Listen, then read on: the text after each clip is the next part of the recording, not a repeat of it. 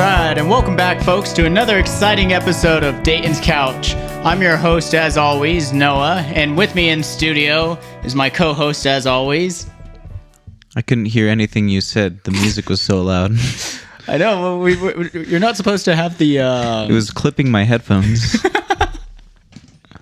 So last week, after doing the audio editing and everything, I had basically taken the...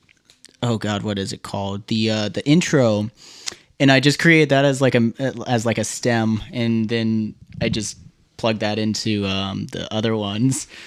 And yeah, no, it is very loud. We'll figure it out what the volume is supposed to sound like. Yeah, but it was pretty bad. But yeah, any hoozles. How was your week? pretty good. It's pretty much the same thing as last week. Well, that makes for interesting content. Nothing changed. We saw a soccer game on Saturday. That was like the only thing different, really. Okay, that was actually very exciting. So for those of you who pay attention to Sporting Kansas City, we won one. Yeah, finally. Yeah, it was. We're now 1-6, I think. Hey, that is better than where we were. It was 0-6 before. Exactly. You know, at the end of the day, you miss 100% of the shots you don't take. That's very true for Sporting. And that, I was gonna say, they just don't take any of those shots. Like I was saying in the parking lot, like I talk to more women. I take more shots than these guys, and like I don't talk to women. Yeah. But I mean, hey, I'm loyal. Yep. To all the women out there, like all the one of them listening to the podcast. You know, I'm a Sporting KC fan. I'm a Dallas Cowboys fan. That's how you know I'm loyal, is that I'm a fan of all of the teams that just suck right now. Yeah. It could be worse. Could be a Raiders fan. Yeah. You know. And they're definitely not doing very great. Yeah. You also could be a fan of like NASCAR. Just the whole sport. Yeah, just the whole sport. I mean, I'm a Hendrix Motorsports fan, but you know, Dale Earnhardt Jr., Jeff Gordon, Jimmy Johnson. We had some star players on there. Yeah. Trying to think, I can't remember off the top of my head if we had Richard Petty. He might have been, or he they also Chase Elliott, I believe he's a part of Hendrix right now. So I do like me some Chase Elliott. He's all right. Yeah. And the only racing thing that I know is there's Dale Earnhardt. I watched like a whole YouTube documentary on Dale Earnhardt. He's really cool. In the back of the Beetle, it's just like the life story of Dale Earnhardt. Yeah. You know, in case you need some light reading while driving your 72 Beetle. Yeah. So, yeah. Wouldn't be any more safe than just driving the Beetle normally. Yeah, that thing's terrifying. I should go for a drive one these days. Yeah. It's been a while. Maybe I should drive it. I need to learn how to drive manual, you know? I don't know about that. Let's see. The last time we drove that thing, we had our dear friend Maxwell. Yeah. And he was shouting like things, obscenities out of the back of it, wasn't he? Was that when he had the prop gun? Yes. Yeah. I don't know. I don't think I should say anything that could potentially incriminate him. I mean, the fact of the matter is Max does the things that he does, and he incriminates himself. Yeah. I'm surprised he's never gotten arrested during the time that I've known him, at least. Yeah. I just one of my fondest memories of him was we actually got stranded in a Lutheran church parking lot. Yeah. While driving the Beetle, and then we almost hit a deer immediately. Yeah. Another good tale. Oh, go ahead. No, I was just saying it was just a sigh. Just like yes. Good memories. The good memories that I don't have. Yeah. Well, it was just because I was remembering the time I got hit by a deer. Scary stuff. Yeah, I should put a laugh track there. Yeah, I just saw legs in my windshield, and then the next second, my windshield was black because the deer ripped my car hood, my engine bay hood, in half, and sent the top half straight into my windshield. You know, all this talk about destroying cars brings us into our main topic, the Incredible Hulk. Nice segue. So, 2008, they had just come off the back of Iron Man, and that was a success. This movie was not. And it wasn't a commercial flop. Like, here, let's look up some numbers real quick. But it... I mean, it's a success when the first time I ever watched it was in, like, an airplane media, like the thing where you watch movies in an airplane. Yeah. And that was back when they didn't have, like, the touchscreen ones where you had options. That was back when everyone on the plane was watching the exact same movie. Yeah. So, like, from everything that I looked into, the main reason it was kind of, like, it wasn't a flop, but it wasn't a hit either. The biggest reason had to do with people were confused whether it was a sequel to the 2003 one. Mm-hmm. And, like... Which I kind of understand that, because it doesn't start with, like, his backstory, really. It's just kind of, like, see images and stuff like that. So apparently that was Edward Norton's, like, idea. He was like, people know the story of the Hulk. Yeah. And I mean, obviously, we all know the story of the Hulk. Isn't that right, Ozai? Meow, meow, meow, meow. Why don't you... No, I'm not going to say anything for the podcast. I held the cat real close to the mic. I was hoping he'd say something interesting, but you can just staring at add it in post again. Yeah. Same sound effect. Don't need to find anything change it. new. No. Yeah. Well, so it'll just be his voice. It was a budget of $150 million. Yeah. Do you know what I could do with $150 million? Buy at least one corgi. I was going to say a corgi or maybe like a nice hat, but... Get rid of Ozai. We could buy Ozai his own I think you need more money in order to convince somebody to take Ozai. Yeah, we're just suckers for taking him. Thanks, Max. Anyways, so on a budget of $150 million, it grossed $264 million worldwide, which is by most standards a flop, because like the general rule of thought is you take the budget and you double it, and then you add like however much for marketing, and that's like breaking even. But yeah, this did not do that. It went through almost like daily rewrites from the sounds of it. Edward Norton would constantly rewrite dialogue, and there was a version that he had made, like there, and like he's not credited for any of like the writing from everything I saw. But yeah, he and Liv Tyler would go over their dialogue and rewrite it. It was Tim Roth, I think, when I was reading up on it. He said he was constantly rewriting things. But yeah, so what were in the long time since you've seen this film? What were your initial thoughts?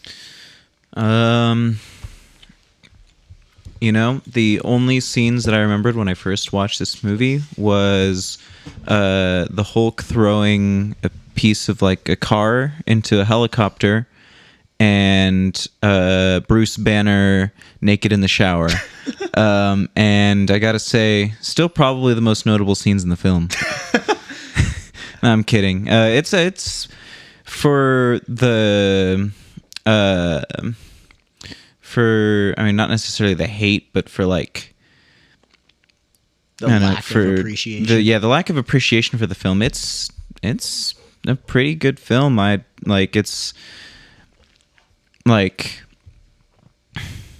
It's better than the new Captain America. Oh, 100%. It's the Incredible Hulk 1 is better than the Incredible Hulk 2. Yeah.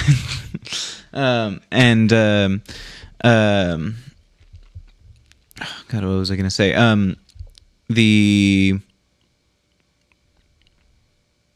man, I lost my train of thought. It's better than the new Captain America, but it's very similar kind of style of movie where you're kind of in it for the action set pieces, Yeah. not really the story. Because the story is super basic. It's like Yeah. he's on the run from the military. At some point, he has to protect the girl from said military. Yeah. And at the end, the military creates something as strong as him, so he has to fight it, and he wins. That's the entire movie summed up. much, yeah. So it's very similar in just like it's a movie about action set pieces. Like that's why you watch it. Yeah. The what makes it better than the new Captain America is just the action set pieces are just better. Yeah. So that was actually something that I really enjoyed about like going back to this is just in general the action was good. Yeah. And like the first time we see the Hulk, it's after this chase sequence and he's just running around town. And it's fun because I enjoy that side of like the duality of like here's Banner and he has to get through this situation. While he's in Brazil, he has like it's Brazil, isn't it? Yeah. So while he's there, and then later on in the film, Betty gets him a heart rate monitor, and I love that little attention to detail. Just that he's constantly watching his heart rate. He's consistently aware of this, and it seems that when he hits 200, that's when things go south. That's when the Hulk comes out. I love the line, you don't want to see me when I'm hungry. You won't like me when I'm hungry. That was great. Like just, he's like, no, that's not right. Like he's still learning. But the first time we see the Hulk, it is like this horror scene going back to like Iron Man. Yeah, I wanted to talk about that's like what is with the early Marvel movies and like the first scene you see the superhero in action. They almost portray it as like a horror movie from the bad guy's perspective. So I have a couple of like thoughts on that. I think it kind of like for different reasons it kind of shows like in the first Iron Man when he's like discovering that there's something in his chest, like it's kind of a horrifying scene. Yeah. And there is kind of like this sense of horror of like, could you imagine like having an alternate personality who's also a big green monster? Like that'd be kind of terrifying. But then like everything for the most part is pretty realistic up to that point.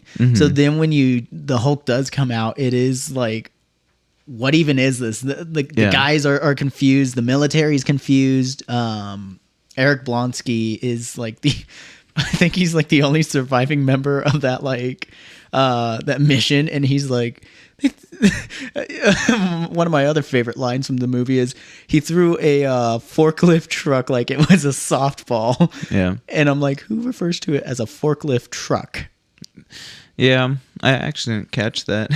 He says forklift truck like it was a softball, but he's never encountered anything like that. Yeah. And then like in that scene he's like throwing stuff. He throws the one guy and we talked about this briefly, but we think Red Tank Top guy will be the next villain of the next Hulk movie. Yeah, once they make Hulk the real Hulk 2, he's going to come back and he's going to be the next villain. Yeah. He's going to be the real Red Hulk. He's going to be the Red Hulk that actually becomes a main villain for the rest of the series. But yeah, my initial thoughts after watching it were the action set pieces are great. The part where they trap him in the corridor, it's like a corridor. I don't know. It's like a little bridge. They trap him in there, and then he just burst out. That's just a great shot because that's like the actual first time we really see the Hulk in his full CGI glory, and the CGI is pretty not terrible. There's a few shots, but for him being a completely like CGI rendered like character, I never felt like it was too out of place. This and like Michael Bay's Transformers, Davy Jones from the Pirates of the Caribbean. I can't think of something where like I think met that standard in recent particularly, years. not to get too off topic, but Yeah. but Davy Jones from Pirates of the Caribbean, I think is probably some of the most realistic CGI in any movie, even to this day. Yeah. Kind of want to go back and rewatch those now. Yeah, maybe that'll be something we do in the future for the podcast. Yeah. But yeah, to this day, some of the most realistic CGI ever done in a film. He's just done so well. But back to the topic of the CGI in the Hulk. Yeah, like it's done really well. I mean, obviously, it's a lot more noticeable.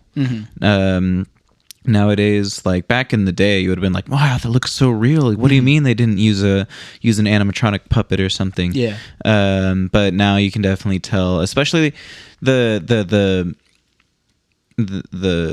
like model and like texturing itself wasn't too bad. Where I saw that it was most noticeable was in the animation. Yeah. I don't know if they got like a cartoon animators to do the animation, but there was just this like.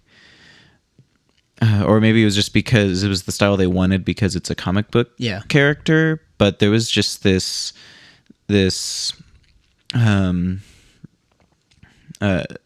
plasticky. There's an elasticity to the animated characters. There was some there was a lot less weight than you'd expect. Yeah. They seemed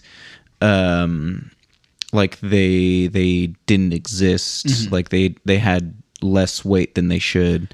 Because I feel like I know the first part, wasn't it when he throws something at the helicopter? You were like, yeah, that. It was when the helicopter fires like missiles at him and like there's the explosions or something like that. It's something like that. And he goes down to protect Betty.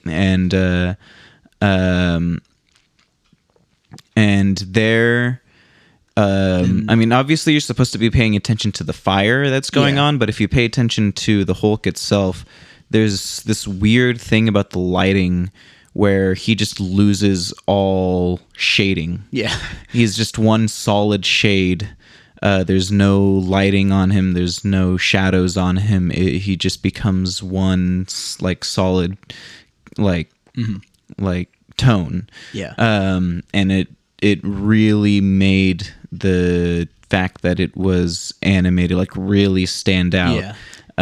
It looked like an unfinished Render.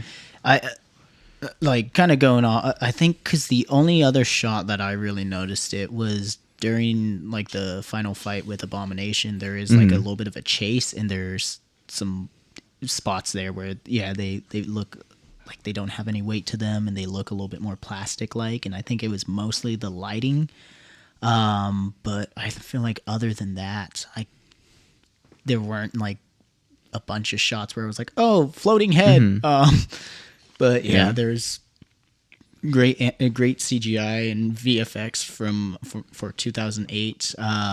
Going back to that fight at the college, one of the things I noticed about whenever he is the Hulk, he's rarely like violent for no reason. Like he's mostly on a like just trying to get people to piss off. Yeah, it was interesting to me because, you know, one of the biggest plot points in the Avengers is Bruce Banner trying to control the Hulk. But in the original, in the Incredible Hulk, it almost seems like the Hulk doesn't need to be controlled. Like he doesn't seem to be violent or like. Yeah, he's mostly just trying to. They're shooting at him, and he's like, "Just piss off!" Like, there is a like, and they do this specifically, like the last part where he's strangling the Abomination. But you kind of see like the angrier he gets, the stronger he gets, and that was something from the comics. And it seems like he does lose a little bit more control, but that's kind of it's something that we haven't seen, and it's something that I really wish we got more of with Mark Ruffalo's performance, which I think he does a great performance, but Edward Norton also does pretty good. And there was, I think Edward Norton plays a good Bruce Banner. Mark Ruffalo looks like a good Yeah. Bruce Banner. That's fair. I like Edward Norton in the role. He's a little bit more sarcastic and a little, or like the. It's kind of weird. I felt like Mark Ruffalo was just trying to play Edward Norton, Yeah. at least in that first one. But there's like this, because in the comics he is kind of a little bit sarcastic and a little bit, just like snappy. Like when he's doing the like gamma experiments, he's cocky about it. He thinks, yeah, this will go great. I'm just gonna like whether it's a gamma bomb or I'm just gonna blast myself with gamma radiation. That'll be fine. You know, he's not like he's supposed to be a scientist, but he's not the brightest apple on the tree. Yeah. I do like his little makeshift science lab that he has in Brazil. But yeah, I got some notes here. Great score. Yes. I really agree. like the score. The 2003 Hulk score is, I don't think, can be beat, but there is this like there's some weight, there's some depth to the score. It's a great score. Yeah. Use your diaphragm. Whether you're singing or try not to be angry, John, use your diaphragm. Listen, I've heard enough of that since I was in middle school. Let's see. The scene where he like cuts himself and there's a drop of blood, that took like a year to make. Really? Yep. Let's see. All right, so here's my thought process. Mr. Blue and Mr. Green, their little chat log. I want to see the deleted scene where they're on it to catch a predator. Yeah. Just like, so what were your intentions here? And he's like, I'm just trying to. They're like, well, we're just experimenting with my blood. Well, in the chat log it says, I want to get him out of me. What do you mean in elusive messages like this? Like I would kill to see that. Yeah. How does the Hulk's blood work? Because so early on in the film, when he has a conversation with Mr. Green and with Mr. Blue, and he sends some stuff, some kind of herb, some kind of flower. Yeah. He's like, try this. And so he synthesizes like a little serum and he tries a little bit on the blood. And his blood cells seem to go to like normal, but then it, like I'm not sure if it's the gamma radiation. It just like overtakes it. Yeah. So it genuinely got me thinking. I'm like, how does the Hulk's blood work? Is it something that can't like? Because in the comics, depending on who the writer was, there was part of it is like it's like a subconscious thing that he created. His dad like used to beat him, and it was just something that like the fear of becoming too angry, and that anger leading to destruction was what created the Hulk. Yeah. And so the Hulk is created out of fear, and you have like the Professor Hulk where it's kind of a mix of the two, where it's like it is the brains and the brawn. But Yeah. I was like, wait a second, so is it just the blood or is it a psychological thing? They didn't necessarily touch on that too much in this one. And like even the last shot, they showed that he at least learned how to control it, kind of. Yeah. And then you learn the secret in Avengers that he's just always angry. Mm-hmm. But I don't know. It's just kind of weird. And I was kind of thinking about that. I was like, is it like because I believe in some versions, he can like control it, and when he like hones it in and he decides when he becomes the Hulk, he has a lot more control versus if it happens sporadically. And like whether he like the in Avengers, ironically we're talking about that one, like when it's not intentional, he's not trying to Hulk out and he just kind of gets violent. And like the warehouse would be another scene of that where he is a little bit more violent there. But like for the most part, like if he is in control, and they even say that like right before the fight with Abomination, it's not necessarily to control it but to aim it. Yeah. But yeah, no, I don't know why that was my like greatest takeaway from the movie was how does this blood work? Yeah. But I don't know. Stanley is a national treasure, Yeah. gone but never forgotten. I genuinely forgot about Stanley cameos in these things. Yeah. Yes, Hugh Hefner was great. Him just drinking the soda. I miss him. And did you ever look up if Stanley Pizza was a Stanley reference? I mean, I saw mixed things on that. While we're on the topic of that, Betty and Ty Burrell, who plays Doc Samson, they go to Stanley's Pizza where Bruce hangs out, and he's kind of just hiding out there for a couple days. Ty Burrell was in this. Yeah. I forgot about that. Phil Dunphy. Yeah, we were watching it and we were like, "Oh my god, it's Phil Dunphy!" It's right around the time that we started watching Modern Family. So, yeah, it was like, wait a second, we know that voice. Yeah, it's like I recognized the voice before I even saw that saw him on screen. Yeah. So he plays Doc Samson, and he's kind of like a friend of the Hulk, depending on the run. They kind of fight initially in the first time they meet, but he's there. He's a psychiatrist. He was like part of. I think he was asked to join the Avengers. Like he's been part of various different teams, and I think at one point he was like the psychiatrist for the Thunderbolts. Yeah. But yeah, that was a cool little reference, and I don't know. Maybe he'll make his return in the Thunderbolts. That was something where I was kind of like, you know what? I wonder, because we already got Tim Blake Nelson coming back. If they asked Ty Burrell, and I didn't look too much into it, but because you know how some people where it's like, oh yeah, he plays this really fun guy, and he's just the worst person in real life. I was gonna look into Ty Burrell, and I was like, is he just a horrible person, or if they asked him, would he come back and oh yeah, I get green long hair and I get buff? Could we imagine Mr. Dunphy but with abs? I could not. It'd be horrifying to look at. I want to see it. Yeah. Of all the things the MCU has subjected us to lately, I feel like that would not be the worst one. Probably not. And in fact, I'd probably I'd embrace it at this point. Yeah. So the college that they're at during those scenes, they wanted that to be Empire State University in order to tie in with Spider-Man, but rights issues. Yeah. Yeah.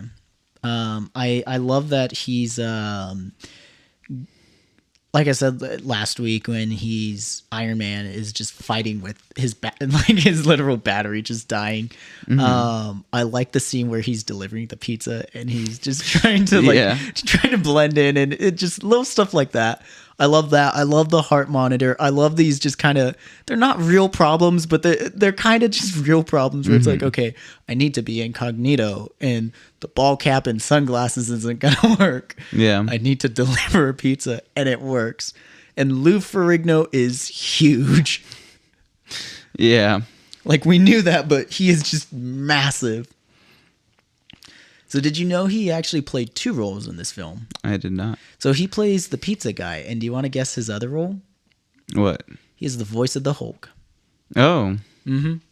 All 4 lines, or 3 of them. Where it's like, go away, Betty, and Hulk smash. Yeah. So 4 words, 3 lines. Yep. So yeah, it's yeah. He was the voice, and from my understanding, this is like the 3rd or 4th time that he's actually played the Hulk. There was in the original TV series. There's also a reference when he's flipping through the channels at the beginning. He stops on one channel where Bill Bixby, the guy who plays Bruce Banner, he says like it's where he gets slapped and he's like, that hurts. That was Bill Bixby. So yeah, I do like that there's little references to those. Let's see. Shower scene, partial nudity. Can't get too excited. I can't remember the writer. But there was a comic and that was ripped out of that one where the Hulk could not have sex because if Bruce Banner got too stimulated in a angry way or in a more enjoyable way, I don't know, he would Hulk out. So Yeah. he could not partake in coitus. Yeah. That's a fact about the Hulk. Yeah. So we talked about this a little bit last week, but I want to talk about the themes of these movies and how they pertain to our lives. I thought about it a little bit. So, John, do you have any anger issues or green monster living inside of you? Last time I checked, no. Cool. I don't, but I do like the duality. I've always liked the Jekyll and Hyde aspect of the Hulk. Yeah. Now, I don't have anger issues. At least I don't think so. I don't know. Am I an angry person, John? Not usually. Fair enough. I mean, I think you've had your moments, but it's not like a consistent thing. I mean, it's not like I'm ripping off the towel. You're never gonna let me live that down, are you? Well, I mean, you keep bringing up that I'd destroy your trash can in your car or whatever it is. We're just gonna. This is what the podcast is gonna be. And every week we're just gonna be like, well, you don't pick up your socks. Well, you didn't make dinner tonight. Well, your recording cables are all over the house. Well, you brought the cat home. Well, you said we should keep him. By the way, John gets the cat in the divorce, everyone. I didn't know he was gonna be this unscrupulous. We should have known better. We knew the source it was coming from. Where'd all your scruples go, Cat? That is a very good question. No scruples.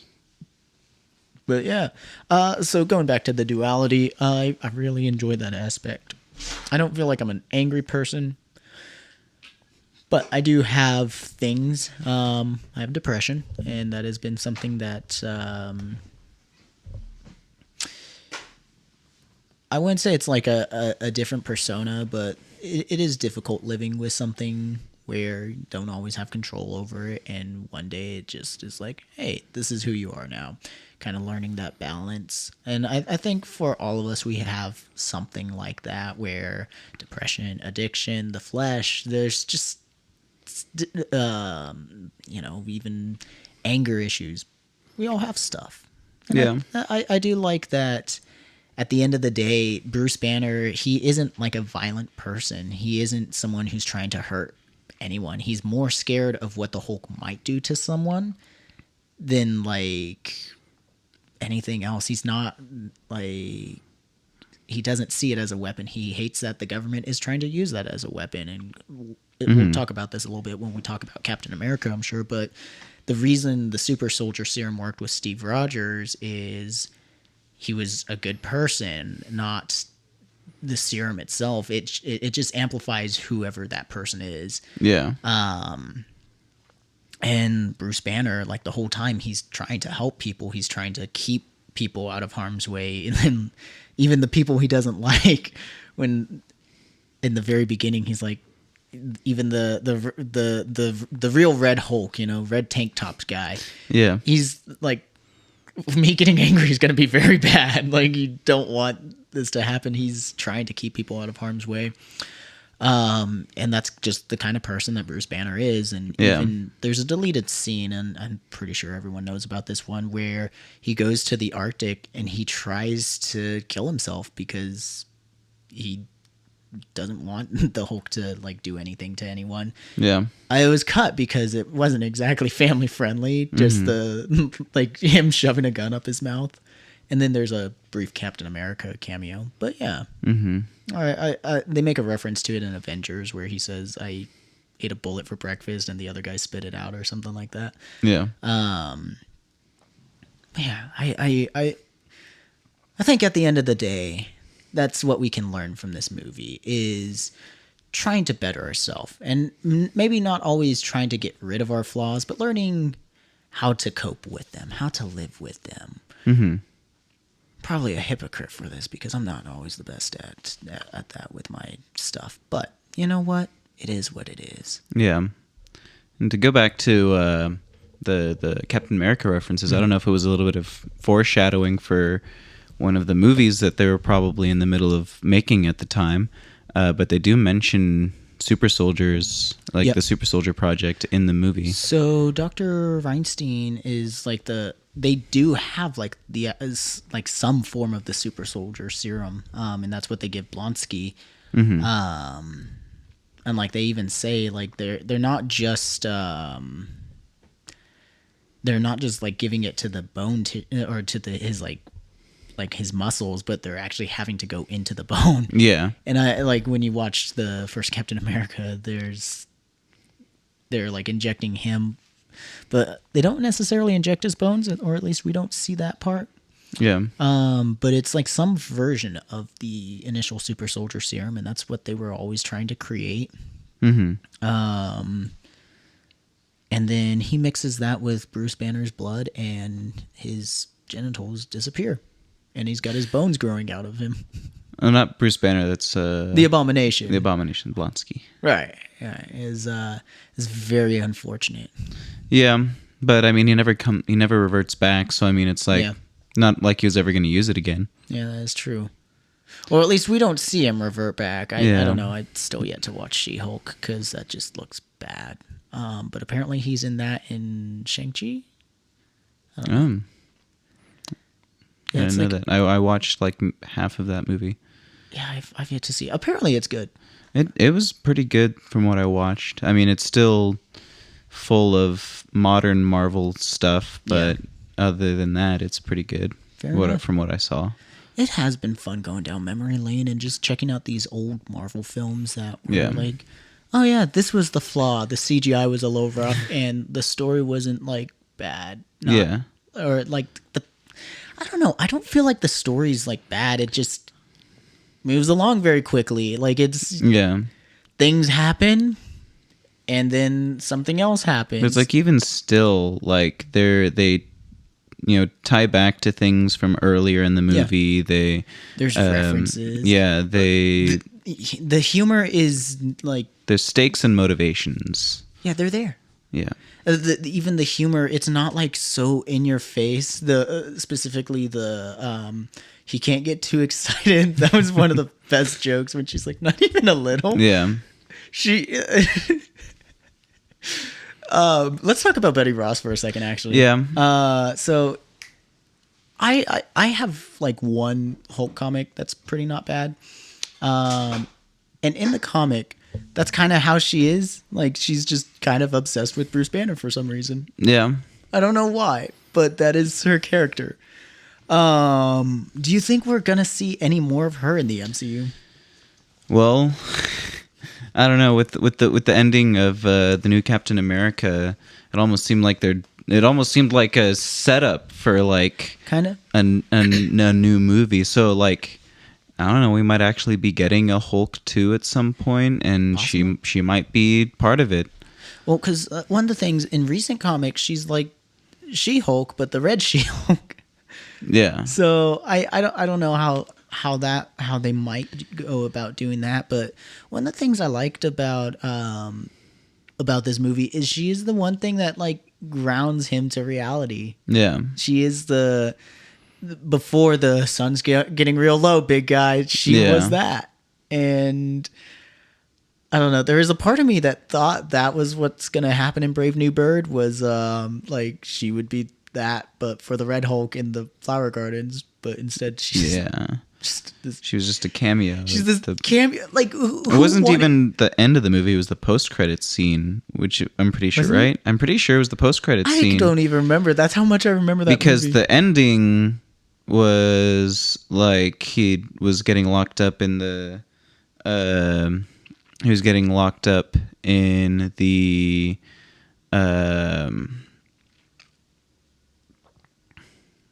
The prison, and then the post-credit scene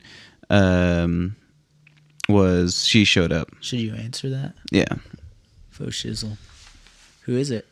Breezy. Oh. Hi, Breezy. You're on the podcast. Hello. Yo, John. What's up? What are you doing right now, bro? Noah and I are recording the podcast. Hey, Breezy. I was gonna say, you guys should come to Kirby's. Yeah, We're performing there tonight. What time? There's two bands going before us. So we'll probably start playing around like 11. Ooh. Like 10:30, 11. Probably 11 at the latest. Okay, I'll go because I don't have to be up early tomorrow. I work at 6. Valid. Noah works at 6. Oh, shit. Yeah. But you know what? That's fair. I might go. He might go. I hate myself enough that I don't need to sleep. Yeah. Tell him So I said he should. Tell him I said he should. okay, well you're on speaker so he can hear you. You're just so you know, you're gonna be on the podcast. Yeah, I don't know if you're getting picked up on the mic, but you might be. That's completely fine. Okay. Breezy, what were your thoughts on the Breezy? Before we let you go, what were your thoughts on the Incredible Hulk? He's very scary, and I don't fuck with him. Also, I hate the color green. Well, you heard it here first. The Incredible Hulk is bad because Breezy said so. I think we should have him on for the Avengers. Yeah. All right. Well, I'll see you later. All right. Then. All right, brother. All right. Bye. See ya. Bye. I hope all of that was picked up on the mic. Oh, 100%. And if not, don't worry. I'll make sure it was. We'll train an AI voice on Breezy's voice. Oh, I'll just boost your mic. Yeah, it'll probably sound very bad, but 100%. as long as you guys get to hear his beautiful voice Through a phone, picked up on a microphone. Yeah. I'll definitely boost the gain. Yeah, and not like the best quality, like anything, just straight filtered and compressed, and yeah. It's by the time it gets to your ears, it'll lose probably about 60% of its quality. Yeah. I wonder if I still have the audio from when he was on the show. Yeah. Long time ago. Might be able to just put that in there instead. He's talking about like tacos or something like that. Yeah. But yeah, you heard it here, folks. He does not like the color green.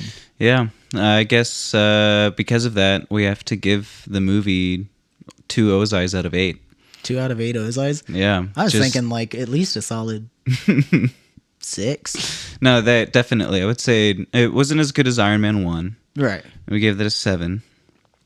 But not as bad as New Captain America, which was, I would say, would be like a 4. I'd say a 3. A 3? I wouldn't go that low. It wasn't bad, but it just wasn't good. It wasn't memorable. I'm not a Marvel fan, and I could definitely see how being a Marvel fan would definitely, like, your expectations might have been a little bit higher for that movie. For me, I just enjoyed, like, the action because that's kind of what I expect out of a Marvel movie. And like, it wasn't bad. I feel like every week we're just gonna rant about that movie just a little bit. Just a little bit. I mean, each new movie is going to have more to do about that movie. Yeah. So there's just going to be more that we're going to remember about Once it. we get to like Winter Soldier, we're like, man, this was when Sam Wilson was good.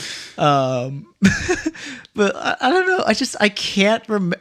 I genuinely can't remember anything good like out of that movie where I was like, that was a great scene or that was cool. I liked the fight scene between Captain America and what's his name? The Red Hulk. No, when they're in like the cars and Oh yeah, that was a good. I enjoyed. And that Gus Fring, scene. yeah. Gus Fring. There was for those of you who don't know, Captain America: Brave New World is also a crossover with the Breaking Bad universe. Yes, that is now it is the MCU canonical. and the Breaking Bad universe now canonically like in the same universe. And then like Heisenberg's just gonna come out of and he's like, I'm Breaking Bad. It's time, Jesse. It's time to cook. He's gonna see what's the villain's name? Green guy. The Hulk? in Brave New World. Oh, the leader. The leader. He's gonna see that and he's like, man, we have to find out what he's cooking. He's got a green meth. And then they have to cook the blue meth, but it's even gonna bluer. be Captain America, Brave New World 2. Brave New World. Captain America, Brave New Bad. Yeah. Bad New World. Bad New World, yes. A Netflix original, Breaking Bad story. So, talking about Mr. Blue and his blue meth, he was in this, and one of my other favorite lines. There were actually some great lines in this film. The through a forklift truck like a softball. Can't get too excited, not even a little. And another personal favorite of mine was, I've always been a little bit more curious than cautious. I liked Tim Blake Nelson in that role. He is just a mad scientist. And I mean, the character comes back, and I like. But he I lost really liked his personality. I did like how they foreshadowed a character that did not appear a single time 12 years. for 12 years. Or hold on, For 16 years. Mm-hmm. Yeah. That's dedication. Yeah. Either that or they just forgot to make another Hulk movie. Mostly that, due to like rights issues with Universals, and they were like, "Ooh, what if we make money? We don't want to give a chunk of that." It just boils down to greed. Yeah. Marvel and Disney are greedy sons of guns. Thunderbolt Ross is pretty all right. He's just a guy who hates another guy. Yeah. I'm trying to think. Abomination. He's really fun in this. He's also, Bruce is like the most level-headed person in this. And that's saying a lot because he's the one with a monster in him.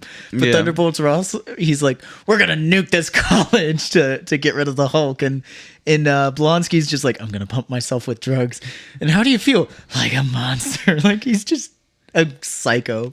Yeah. And then the leader, he's like, oh yeah, no, I replicated your blood. I got gallons of this stuff in my lab. To be honest, like, what happens to all that blood? Because it all gets moved down to his. That's what he uses lab. in the meth. Yeah, but I was thinking like, if like Bruce Banner never showed up to his lab, because he ends up just becoming the Hulk again anyways. Right. So there was no reason for him to actually try and get the antidote. Right. He could have just gone and actually used all that blood to like cure diseases, whatever he was talking about. Yeah. And it would have. So honestly, it's Bruce Banner's fault that like cancer exists. That AIDS. So that the Hulk AIDS really is a monster. Yeah. So it's all his fault. And we should all blame Bruce Banner for all the worst diseases that exist. I was going to say a really dark joke, but I'm not going to. Yeah, you can save it for after the podcast. You can tell me. All right, and then I'll post it on Twitter and get you canceled anyways. All right, sounds good. Yeah. But, as long as, you got to be famous. Yeah, you got to be famous and have a lot of money before you can like get uncanceled. I'm not sure what the threshold is on how much money you have to have in popularity. Yeah, but if you're not popular and you get canceled, you can just like come back like a month later and everyone will have forgotten. Yeah, because nobody knew you existed. I mean, honestly, everybody would forget even if a popular person got canceled like a month later. Disappeared. What? Anyways, so we've come to decision. Bruce Banner caused AIDS. He is the reason Tony Stark is dead. Yeah, actually, everything leading up to Endgame is all Bruce Banner's fault. Ultron. Yeah, Loki. He's the reason Brave New World is a bad movie. Zero out of 8 O's eyes. 0 out of 8 O's eyes. Yeah, I feel like it's a solid movie. Yeah, it was pretty good. Underappreciated. Yeah. So, next up is Iron Man 2. Are you looking forward to that one? Yeah, I remember Iron Man 2 being pretty good. It's Iron Man 3 that everyone says like it kind of falls off, right? Some people say so. Iron Man 2, there's a lot. I almost forgot to talk about the direction of this film. Louis Leterrier. He was the director of this. And fun fact. I guess I could also get into my fun facts. But he wanted to direct Iron Man, but Yeah. they had already chosen Jon Favreau, and so they offered him this one. I believe it was Avi Arad was the one who said, "Hey, why don't you direct the Hulk instead?" And he wasn't necessarily keen on the idea, but he wasn't against it, and so he kind of took over this one. And he what was it? His initial pick for the Hulk was Mark Ruffalo. Yeah. And then I believe it was the studio that wanted Edward Norton. And well, we see how well that turned out. Yeah. So in that case, good casting, Leterrier. Yeah. You were 4 years too early. Yeah. I mean, just like if you look at the comics and you look at Mark Ruffalo, it's like, man, he just is He looks like a middle-aged guy. Bruce yeah. Banner. He just looks like a tired scientist. Like yeah. kind of, at least at the time of like the first Avengers, Yeah. he is a slimmer and like kind of middle-aged guy that wears glasses and has spiked up hair. That's Mark Ruffalo. That's All Bruce you Banner. could ever really want, really. But yeah, he directed this, and for 4 months he directed with like a broken foot. Wow. Yep. Another fun fact about this movie is in some scenes his skin is gray because of the lighting, which is a reference to the comic book. I got these off of Reddit, folks. There was I believe it. there was a really fun thing I learned. Apparently, according to Tim Roth, they reached out to him about reprising the role, not for She-Hulk, but for Avengers: Age of Ultron. There was supposed to be a subplot with the Abomination, but ultimately it got scrapped. So they, at the very least, kept in touch with him a little bit. Yeah. And he finally came back in She-Hulk. Haven't watched it. The only thing I know about it is the scene where She-Hulk is twerking, and I don't plan to watch it. I don't either, but considering we're doing this now, one day down the road, I think we both knew that this podcast would lead to suffering. I think I'll be gone with Oza by then. That's where you draw the line, and Yeah. that's where you walk out. It's on audio, and It's the Marvel TV shows. that's that Modern Marvel movies are one thing. the modern The Marvel TV shows. Yeah, apparently that Spider-Man's pretty good. Yeah. Captain America without the Captain America, but it's got the Falcon and the Winter Soldier was pretty not terrible. I haven't watched that one yet. Really. I haven't watched any of the TV shows. I saw WandaVision. I saw Captain America without Captain America, but it's the Falcon and the Winter Soldier, and that was pretty not terrible. Speaking of WandaVision, and I know somewhere like 5 years in the future we'll get into it, like actually after actually having watched it. What was, because I know this was pretty like split 50-50 for a lot of what I've seen. What was your opinion on Doctor Strange and the Multiverse of Madness? I don't hate it, but yeah, It's a good spiritual successor to what's the movie series that the director directed? Spider-Man, The Evil Dead. Evil Dead. It was a good spiritual successcer to Evil Dead.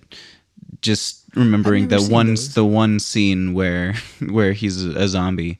I've never seen those. I've watched. But- I did see Evil Dead Rise, and that was fun. Is it a good Doctor Strange movie? Probably not. Is it a good God, what is the director's name? Sam Raimi? Sam Raimi. It is a good Sam Raimi movie? I think so. I think yes, because I really like his style of directing. It's very it's dark comedy, use of practical effects. So And it's stuff that is a little behind the times, but we should be talking about the Incredible Hulk. But Yeah. I like this tangent because like Sam Raimi, who also directed the first 3 Spider-Man, yeah, he understood Dr. Octopus. He understood the Green Goblin. Those were great. and he understood Sandman. Because when you watch Spider-Man 3, that is the best part of that movie. It's just Flint Marko as a character. He did not get Venom. He just didn't understand him. He was like, okay, if people want it, I guess I'll put him in there. And I think... I mean, just thinking about the one scene with Black Suit Spider-Man, and it's been a while since I've seen the original Spider-Man trilogy, though. Yeah. I need to rewatch those. Add it to the list. Yeah. I know. We'll slot those after the MCU movies so that you and I can get back together. Well, you can. And then there's the Amazing Spider-Man movies. I like those. I like the Amazing Spider-Man 1. The Amazing Spider-Man 2's... Yeah, it's rough, but we'll talk about those eventually. I don't think we'll ever do the Tom Holland ones. Yeah. Certain gal ruined those for me. I like those movies. They're just not Sam Raimi's Spider-Man. Yeah. No, the Sam Raimi Spider-Man are iconic. But going back to Sam Raimi, he did not, from my understanding, he didn't watch any of WandaVision. Really? So he makes Wanda the villain of this film, and he didn't even understand kind of what was going on. Yeah. So yeah, I respect it for the film that was made. I'm like, yeah, that seems accurate. Yeah. So yeah, that is the Incredible Hulk, folks. Yeah. If we go back and listen to this, I guarantee it's going to be like maybe 20 minutes of talking about the Incredible Hulk, and then like another 20 minutes of not talking about the Incredible tangents, Hulk. Getting invited to dive bars. Yeah. Not the Incredible Hulk and Sam Raimi. So yeah. So final grading. Breezy doesn't like the Hulk because he's green, so 0. Yeah. And then pretty much. Yeah. I think that's the biggest takeaway from all of this. That and that Edward Norton was nude in a shower. Yeah. And he threw a car into an airplane. Yeah. That was the Incredible Hulk, folks. Yeah. We hope you enjoyed this ride down our descent into madness. Maybe you could even call it a multiverse of madness. Oh, that was good. Some might say it's fantastic. Well, anywho, wait, say that again. Thank you for joining us on another episode of Dayton's Couch. We hope you guys enjoyed. Let us know your take on the Incredible Hulk. Was it underappreciated? Was it good? Was it bad? What do you think about the color of green, folks? Should I text her back or should I wait till Monday? Let us know down in the comments section. We want to hear your thoughts. Yeah. And I will definitely read those. Yeah. I don't even know. I don't even know where to find the podcast to read the comments, but I will read all of them. We will read them together. 0 comments that will be on this. We'll hold Ozai to the computer screen and make sure he reads while he's like looking around everywhere else, and we're like, read it. Yeah. So green used to be my favorite color. Now it's my least favorite color because Breezy said so. My green petals, despite me using them like for everything, got to get rid of them. Grass type Pokemon, my favorite Pokemon. Cut. Gone. Got to get rid of. Not even going to catch any of them the next time I play a Pokemon game. This green shirt. Out of here. Yep. So yeah. Yeah. I'm going to close my eyes every time the Hulk appears on screen in the Avengers. Close my eyes and cover my ears. Anytime Loki's on screen, Hela. I mean, I wasn't already. I already wasn't gonna watch She-Hulk, but now I definitely won't be watching that. We hate the color green. That's gonna. We're changing the name of the podcast to We Hate the Color Green. We hate the color green. While sitting on Dayton's couch because Breezy said so. And Edward Norton was nude. All right, everybody. Thanks for listening to us. Have a great evening. Drive safely. And we will see you next week when we have a special guest, my Iron Man aficionado friend, Dayton. That's right. The man whose couch we sit on. He's going to be on and talk about Iron Man 2 with us. So, yeah. Yeah. Good stuff. All right. Thank you. Bye. Oh, no. The computer's turning off. Add that in there somewhere. Without an exit, yeah.